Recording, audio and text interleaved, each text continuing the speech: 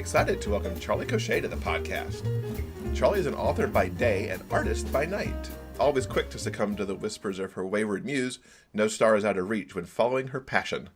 From adventurous agents and sexy shifters to society gentlemen and hard-boiled detectives, there's bound to be plenty of mischief for her heroes to find themselves in, and plenty of romance, too.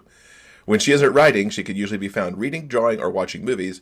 She runs on coffee, thrives on music, and loves to hear from readers. Her latest book, Tried and True, which is the 10th in the third series, is coming this Friday, November 24th. Welcome, Charlie. Hello. Thank you for having me. It's excellent to have you here. I commented on the podcast last week that I was new to the third series and wondered why I had waited so long. And I've only got 10 books to catch up on, so... just another 9 to go. We'll just knock those right out. So... For fans, tell us what we get in Tried and True. Well, Tried and True, like you said, it's the last book in the third main series. So finally, we're getting to the big day, Dex and Sloane's wedding day. But for readers of the series, we know that nothing is ever straightforward when it comes to Dex and Destructive Delta. So they have a lot to go through before they can make it to the altar. So lots of bullets flying, lots of high emotions and danger. So yeah, it's going to be a fight to get to the IDs, but it's a lot of fun too. Just another day at the office for them from what I've been reading so far. Exactly. I mean, if they just, went to work and nothing happened, then it's that would probably be scarier because something is really wrong. Now, you mentioned this is the last book in the third series. Looking back to book 1, which came out in 2014, what was your inspiration to create thirds? Back then, I was a very new author. I mostly had historicals. I wrote my first shifter book, which was part of the Goodreads Don't Read in the Closet story prompts. And it was so much fun to write. It was a husky shifter, kind of humorous story, love story. And I decided I wanted to write another shifter story, but I wanted to write something a bit different than what was already out there. So I started looking at it from a more kind of scientific point of view. And I started with what if shifters were a part of society? What if they existed and they were a part of society? And how would society change? Everything would change. So it all kind of snowballed from there when I started looking into, what was the cause of the shifters? And then after that happened, the new branches of government, how would law enforcement deal with these 300-pound guys that could change into tigers and kill them with the, one paw swipe? So it started from there, and I wanted to write something that readers could just get lost in this world and just have fun, fall in love with these different characters. So that's what I was aiming for. I just kind of wanted to write something that I also wanted to read. Mm-hmm. So, yeah. That seems ambitious you described yourself as a pretty new writer back then, and even in book 1, I can just see the layers of the world that you created. Were you daunted by that, or just excited by the getting to build that? Both. I was really excited because I got to just, there was no, because when you're really new, you kind of, not that you don't have anything to lose, but, no one really knew who I was. Very few people recognized my name. So it's like, if it didn't work out, it didn't work out. I'd move on to something else. But there was a lot of like, God, I really hope that, readers enjoy this and the series actually sells, because I had no idea. But it was so much fun because it was so much bigger than anything that I'd written. And, it was just so much fun to work out all the pieces and come up with all the characters and the world building. So it was definitely a bit of both. How would you say it's evolved over the books? Like, did you set yourself up with something in book 1 that now, like in say book 7 or 8, you're like, ugh, why did I just do that? Why did I do that back there? Because now I can't do this up here. Not really. I think that the problem that I have most with series is that because I love creating characters so much, I, even my secondary characters, I have to give them unique personalities and build them up. So what happens is they end up evolving past what I expect them to, and then it gets to the point where just like, oh, this guy's gonna need his own book. So you end up with a really long series, and you end up with like side books. But it's a lot of fun. But everything pretty much worked out. I didn't write myself into a corner because I worked all the big stuff out ahead of time. So when it comes out in the later books, it all makes sense. So yeah, I was very careful with that. Do you have like a big binder of the Thirds World sitting somewhere? I have. For new authors, always build your story Bible early in the series. I have files and notebooks everywhere because I didn't start my story Bible sooner because I didn't really think about it. So starting your story Bible like halfway through, and I've actually got someone now who's she's working on the story Bible for me and getting it all together and making sense of it and jotting down notes, because to go back through 10 books and do that, yeah, don't got time for that right now, really. But I do have notes of everything and spreadsheets and that, so I can go back and be like, when you've got all these shifters, obviously you remember the main guys, but you're just like, that coworker who showed up like 4 books ago, was he a cat shifter? Was he a wolf shifter? Was he a bear shifter? So yeah, that helps. Looking back, did you expect it to go for 10 plus the sides, or what were your plans at the time? Originally, it was a 4-book series. But by the time I got to book 2, I knew that was not going to happen. Because again, I had characters who I weren't expecting to become as loved or as evolved as they were, one of them being Ash. That kind of took me by surprise, and then I just really fell in love with him.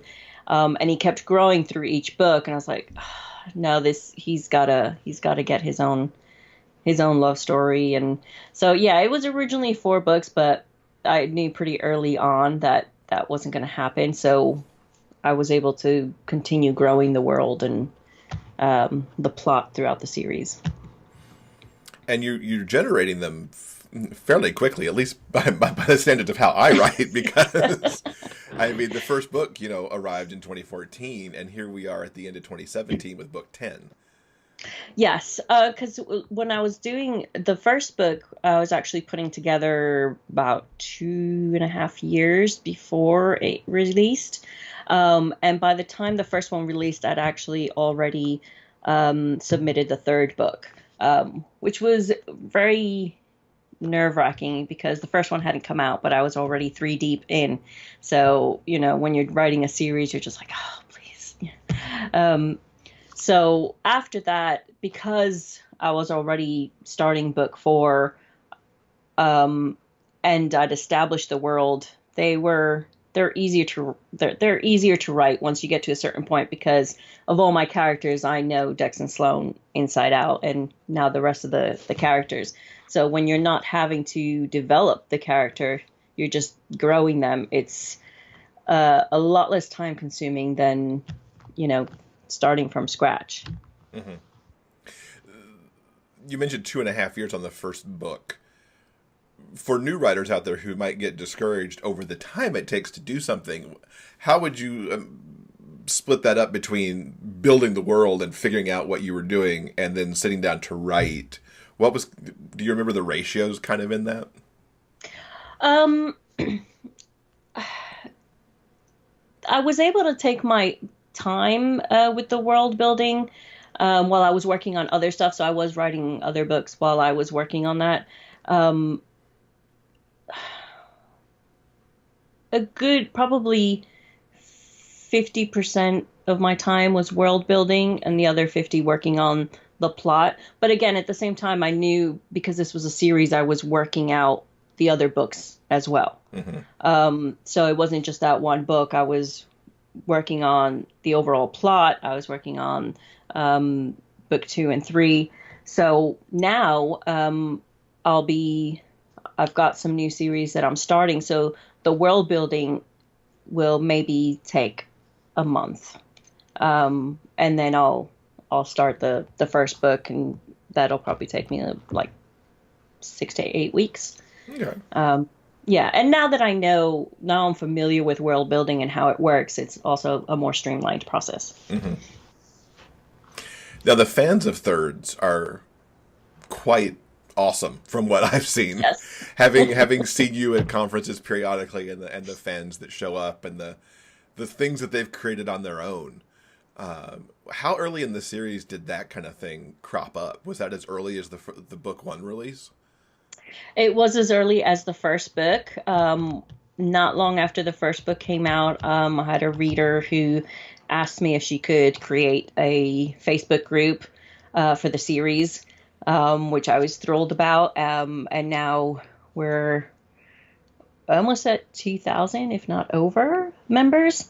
So it really kind of exploded from there. And I'm still amazed by everything because, I've had readers who've dressed up as the characters at conferences, who've created their own artwork, who've done crafts. I have a picture of someone who baked a cake, destructive Delta cake. So it's been amazing. It's been amazing. So yeah, our Thirds readers are they're awesome folks. Awesome folks. And we should note too that also this in October, in November, Gummy Bears and Grenades came out, which is a Thirds novella, and it arrived in audio. Now, Yes. Do you listen to the audios after they're done, or do you just sneak a peek to make sure it's okay and then move on? I do listen to them. I was very new to audio because once I started writing full time, I didn't have a commute anymore. So I didn't really have a chance when to listen to audiobooks. So the first time was with Hell and High Water, which was very weird because not only is it an audiobook that I'm not used to, but it's also I'm hearing somebody narrate my own book. So it took a little bit of getting used to, but once I'd listened to like the second or third, then I really got into audiobooks. But I do like to listen to them because in case there's anything that maybe we need to tweak for the next book, like maybe the pronunciation of a character or a voice or something. But I've been very fortunate because Mark Westfield has done an amazing job narrating this series, giving all the guys their unique voices. And readers they really love him, and for them, he's the voice of Dex. So I've been very lucky in that sense. Yeah. Now, I know some authors don't like listening to the audio because it's weird for them to hear the words that they wrote. Do you enjoy hearing your guys come to life, or is it still kind of weird all this time on? I really enjoy hearing them come to life because I'm such a big movie geek, and when I write, it's like a movie in my head. So to hear them being performed, to hear Dex's jokes and shenanigans and all that come to life, is just really exciting. It's a lot of fun and it's exciting. So I do really enjoy hearing Mark perform because he performs them. He doesn't just read them, and he throws in all kinds of little sound effects and everything. So you're kind of listening to a mini movie, which I think is really awesome. And I think you add to the movie feel in the books too, because while you're not using song lyrics, it's pretty clear what songs Dex has going on in his head. Yes, it's just like, oh, if I could only have lyrics. But yeah, I try to do it so, we can, because I'm a movie buff, but also like music is part of my life. I'm a huge music person. I write to music. I listen to music all the time. So it was, Dex is a child of the 80s. There was no way I couldn't, have him just obsessed with that music and always have that around him. So it was so much fun creating the playlists and hinting to what he's listening to in the books, because it's very much a part of his life as well. Is that the soundtrack you write the Thirds books too? I do when it's a Dex book. There's definitely mostly '80s music being played while I'm writing. Some of the action scenes, I tend to do either film scores or things like Fallout Boy, that kind of thing. But a lot of the time, it's classic rock or '80s music. Yeah. Now, of course, this is the last Thirds book that revolves around Sloane and Dex, but if anybody's looked at your coming soon list and your schedule, there's a lot of Thirds universe yet to come. Yes. What do folks have get to look forward to that's also in the universe? Well, right now I'm writing Zach and Austin's book. Readers have been waiting quite a while for their book. We get Lou and Bradley, Angel and Taylor, Dom, who we just met in book 7, no, 8, 9, 9, very recently. So Dom and West, and of course Wolf will be getting his own book, which should be interesting. How to Give a Killer a Happily Ever After. So that's going to be challenging and fun. And will Sloane and Dex periodically just crop up to let folks know how they're doing in their married life? Well, we'll get to see that in the spin-off series, in the Tin series. That is them in their new lives, not just professionally, but personally. So they're now working for Tin. It's a completely different organization from the Thirds, and they have to balance this this new job that's going to put them in situations they've never faced before. And they kind of, at the Thirds, with the job that they've had, they know there's a lot of ugly in the world, but they didn't have to come face to face with the kind of things they'll encounter as Tin operatives. And then they also have to balance this new married life. They're still newlyweds. They're still getting used to being married. And then they also have their family, so you have to balance being a spy with, oh, it's Dad's birthday, I need to go get him a birthday present, So it's balancing, their normal lives with their undercover lives. With the side books, we won't really see them because I want the books to really concentrate on that couple. And Dex has a way of kind of taking over everything. So yeah, yeah. Now, looking beyond Thirds and into December, you've got the 6th book in the North Pole City Tales coming out with The King's Courage. Yes. Tell us a little bit about what's happening in that book. Well, that's the North Pole City Tales series is just it started from Dream Spinner's Advent Calendar, which are really they're short little holiday stories. It started with Mending Noel, which it was just a really sugary, sweet, adorable holiday story about Christmas elves. And then I had someone email me, and they were like, please, please, please, please, please, can you make this a series? So I didn't have any other holiday stories going on at the time. So I thought, well, this could be fun. So it turned into a 6-book series. I've kind of run out of reindeers. It's a lot of fun. It's just super sweet, sugary, hot chocolate holiday stories with, Jack Frost and the King of Frost and Christmas elves, and this is the last book now in the series. We wrap it up. Okay, a little Christmas present to look forward to. Yes. Now, you mentioned that Thirds was really, you were still an early writer of MM back then. When did you begin, and what kind of led you into this genre? Well, I'm one of those people who didn't know the genre existed years ago when I started writing. I was actually living in London at the time, and I've been writing since high school. But while I was in London, I decided I wanted to try and make a career out of it and get published. And I was writing a 1930s ensemble cast, surprise, surprise, romance, and that one of the characters in the book, the best friend of the main guy, he was gay. And so obviously there was a lot of, because it was the 1930s, his story was a lot more heartbreaking, especially when his lover came into play. And I found that I just related more to his character and his situation and what was happening. And he and his lover sort of started taking over the book.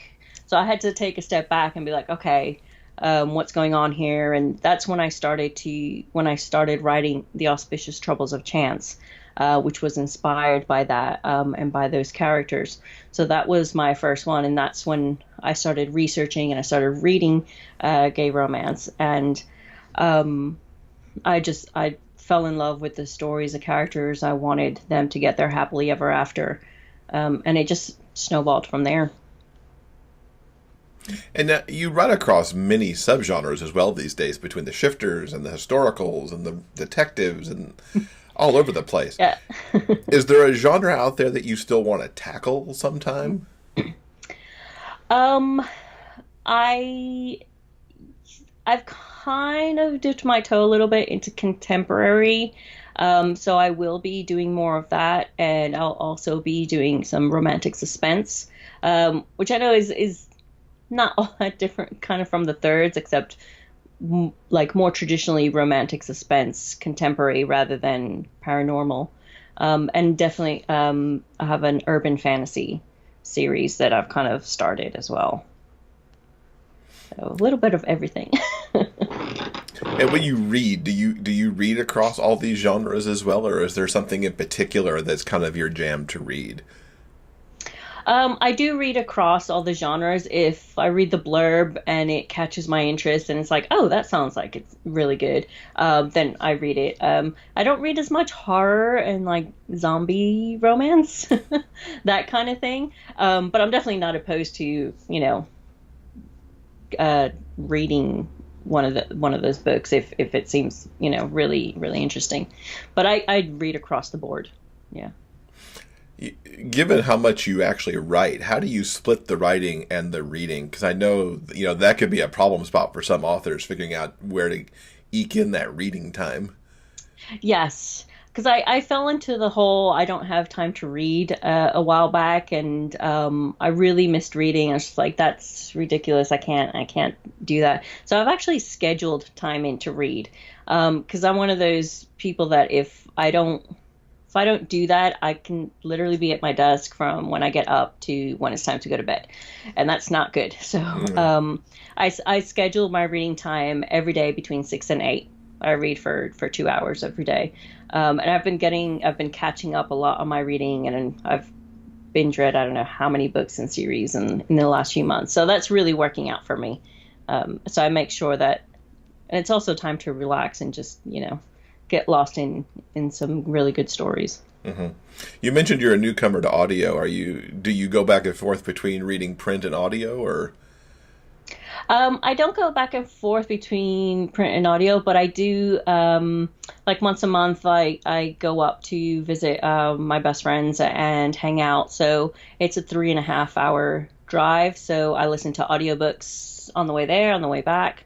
So I still listen to quite a few audiobooks. I'm still, I tend to listen to audiobooks of stories I've already read. I don't know, it's weird. I haven't yet bought an audiobook from a book I haven't read.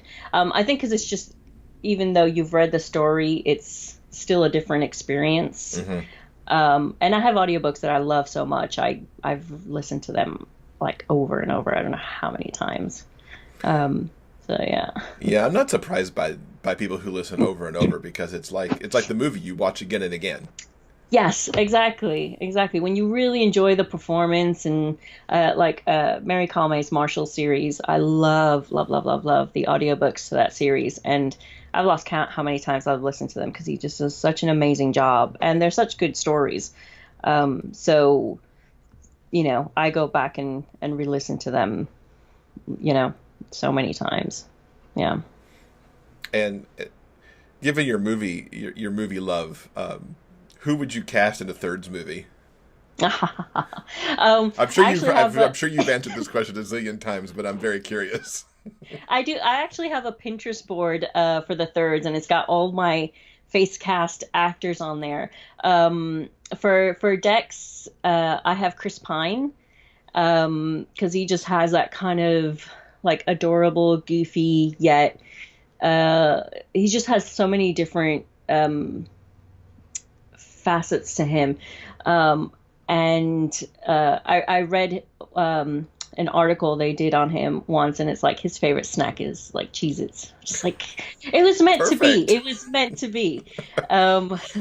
So for Sloane, I have Joe Manganiello, because he's got that, alpha sexy thing going on, but he's also a little bit of a goofball, which I absolutely love. He's a little bit of a nerd. I've got I've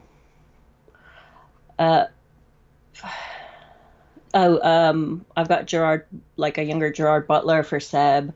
I've got trying to think of the names off the top of my head. There's I've pretty much got everyone face cast on the Pinterest board, so they're all on there. All the different inspirational images for the characters, because readers do like to see that. I mean, we don't always, agree, but that's how I see Sure. the characters. Yeah. We'll link people over to the Pinterest board in case they haven't been there before. I will definitely be going to take a look as well, just to see for my own self. So we've talked a little bit about what's on your future docket. What's coming up in the immediate first part of 2018 that readers could look for? Well, I'm working on a new romantic suspense series for 2018. And my hope is to get the first and second books out March and April. Very excited about it because it's very different from what I've done so far with, one, it's a contemporary series, but it's a private security firm, and these four best friends who were in the military who've put together this private security firm. So there's a lot to it, and it's going to be a lot of romance, a lot of excitement and danger, and so I'm working on that for early 2018. And there's going to be 4 books in that series, and then 2 world books. And I've also got another straight up contemporary romance series that I'll be working on, plus the thirds side books. There's quite a bit. You are one busy author. Yes. But if I had to guess, you have a wonderful time doing it. Oh, yes. Oh, yeah. I have so much fun doing it, and it is hard work. It's a lot of hard work, but, I wouldn't want to be doing anything else. Very cool. Yeah. So what's the best way for folks to keep up with you online? I'm on Facebook a lot. I have my author profile, but there's also the Thirds Nerds group, and I'll be opening an author group soon as well. So that's probably where I spend most of my time. I do have an Instagram account. Kind of, if you want to keep up to date with things that are happening, like releases, sales, excerpts, that kind of thing. My blog. We have our Thirds Thursdays, which are the flash fiction stories. So those are kind of the places where I tend to hang out more. Very cool. We will link people up to all those places and to the books. And we wish you the very best of success with the Tried and True release this week. Thank you so much. And thanks for being with us. It's been great talking to you. It's been awesome being here. Thank you for having me.